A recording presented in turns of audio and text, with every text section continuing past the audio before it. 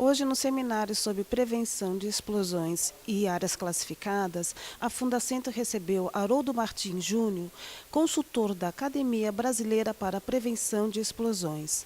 Haroldo, você pode comentar sobre as características, do nitrato de amônio? O nitrato de amônio ele é um produto secular, né? Ele foi sintetizado pela primeira vez em 1659. E a primeira aplicação dele era para explosivos, inicialmente no final do século XIX, na 1884, era mais para explosivos. E tem um potencial bom de explosão e um potencial seguro de se trabalhar quando bem trabalhado.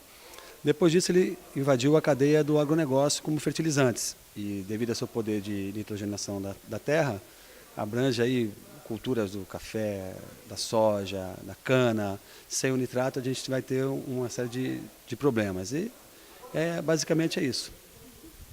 Quais são os perigos mais iminentes deste produto? O nitrato é um produto absolutamente seguro. O maior perigo do nitrato é o desconhecimento. Quando você não respeita o produto, aí é o maior perigo dele. Por quê? Se nós formos falar do perigo do fogo, da explosão, da decomposição, isso só vem depois do desconhecimento. Então, hoje, o grande perigo do nitrato de amônio é o desconhecimento de como trabalhar com esse produto.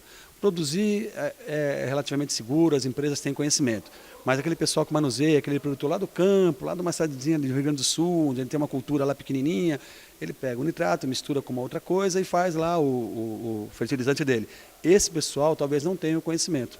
O pessoal que transporta, o pessoal que combate emergências quando acontece com nitrato de amônio, ou produtos à base de nitrato, que hoje a portaria 42 trouxe os produtos à base do nitrato na cadeia NPK, também para dentro da portaria. Então, hoje eu considero o maior risco para o nitrato de amônio é o desconhecimento do que precisa ser feito em casos de emergência para nitrato. Para isso existe a Academia Brasileira de Prevenção e Explosão, para tentar trazer um pouco desse conhecimento para que não tenha risco nenhum, porque fora isso, esse é o maior risco do nitrato hoje. Em sua palestra, você comentou sobre a portaria número 42, que foi publicada em março deste ano, né? Você pode comentar sobre a importância de se adotar essa portaria? A portaria 42 ela deu um outro status para o nitrato de amônio e os produtos à base de nitrato de amônio. Por quê? Porque a portaria 42 ela trata de produtos explosivos, isso controlado pelo Exército, etc. e tal, e trouxe o nitrato de amônio e os produtos à base de nitrato para dentro da portaria. Hoje, na portaria, existe uma série de artigos onde os produtores, os manuseiadores, os armazenadores têm que cumprir para trabalhar com nitrato de amônio e produtos à base de nitrato de amônio. E o principal que foi feito é treinar o pessoal. Então a portaria hoje exige o treinamento das pessoas para combate à emergência, para evitar a emergência, que é o principal, né, na prevenção e não no conserto do que aconteceu. Então esse foi o ganho da portaria. O que a gente precisa agora, ela está em fase de vacância legis, que é a fase de execução, está terminando agora em setembro para uma parte de fabricantes e em março do ano que vem ela vai entrar como exigência para aqueles que produzem nitrato, para aqueles que estocam nitrato, manuseiam nitrato, cumprir. Ela é uma luz que faltava sobre o produto nitrato de amônio para evitar acidentes que ocorreram pelo mundo afora, inclusive aqui no Brasil. Vamos conversar com o senhor Nelson Lopes, da Academia Brasileira para a Prevenção de Explosões. Senhor Nelson, o senhor pode comentar o que vale destacar sobre as áreas classificadas e como identificá-las? Áreas classificadas são locais onde existe um risco potencial, um risco muito grande de explosão. Explosão pela presença de ou gases, ou vapores, ou gases inflamáveis, ou vapores de produtos, de líquidos inflamáveis, ou ainda poeiras combustíveis ou fibras combustíveis. O que seriam poeiras combustíveis?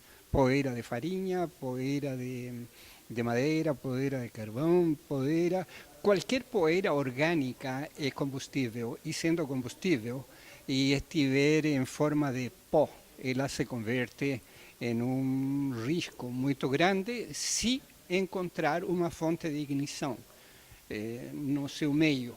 O que seria a fonte de ignição? Poderia ser um fósforo, poderia ser um cigarro, pode ser uma chama aberta, pode ser uma faísca provocada por um equipamento elétrico, pode ser uma fagulha, pode ser, enfim, uma fonte de ignição que tenha energia suficiente para inflamar essa mistura, vai constituir então o risco da explosão. Como identificar? Então, existem normas técnicas que definem exatamente o que é uma área classificada e, partindo desse princípio, eu posso tranquilamente definir quando esse ambiente deve ser entendido como classificado e quando não. Sendo uma área entendida como classificada, eu preciso, então, agora, nesse momento, impedir que nesse ambiente entendido como classificado existam fontes de ignição como aquela que citei anteriormente. O senhor também comentou sobre a certificação, né? Quais são as normas adotadas e como o profissional será bem capacitado? Bom, veja só, o assunto área classificada é um tema que ganhou destaque internacional nos últimos 10 anos. Começou com grandes acidentes ampliados, né, que tomaram conta das entidades que legislam em relação com o assunto. Então, isto tomou conta do mundo e chegou aqui no Brasil na década de 1900, nos anos 90 a 2000. Nesse período, então, nós tivemos acesso à legislação internacional em relação com o assunto área classificada. Existe hoje no mundo um movimento que se chama IECX.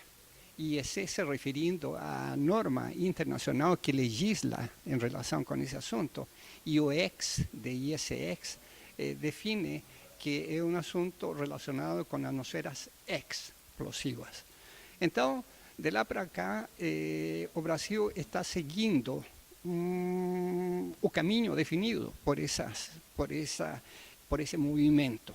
E dentro desse movimento existe a necessidade de certificar o profissional que opera nesse tipo de ambiente. O profissional que opera nesse tipo de ambiente é o responsável pela segurança da unidade, é o responsável pelo projeto, é o responsável pela montagem, pode ser um responsável pela manutenção e pelo reparo de todos os componentes que formam parte do sistema. Então, aí aparece o conceito de certificação, a necessidade de certificar esse profissional para garantir, de fato, a segurança da unidade. É um processo que consiste em fornecer para o profissional todos os elementos que ele precisa para entender do problema e esse conhecimento se dá através de programas de treinamento que são definidos com cargas horárias e com conteúdos curriculares. E, posteriormente, há uma segunda fase, que é a fase de avaliação desse profissional. Então, o treinamento é fornecido por uma entidade de treinamento reconhecida pela entidade certificadora. A parte da avaliação é feita pela entidade certificadora que vai fazer uma avaliação desse profissional. Tudo isto, repito, está muito bem definido nessas normas que são internacionais e que formam parte desse conjunto do IECX. Quais são os principais pontos para se evitar o risco de explosões? Tá. É muito fácil de entender. A partir do momento que a explosão vai acontecer, se nós tivermos três elementos, que seria o combustível, que seria o comburente, que seria o ar, e uma fonte de ignição, acabando com qualquer um dos três, você acaba com o risco potencial de explosão.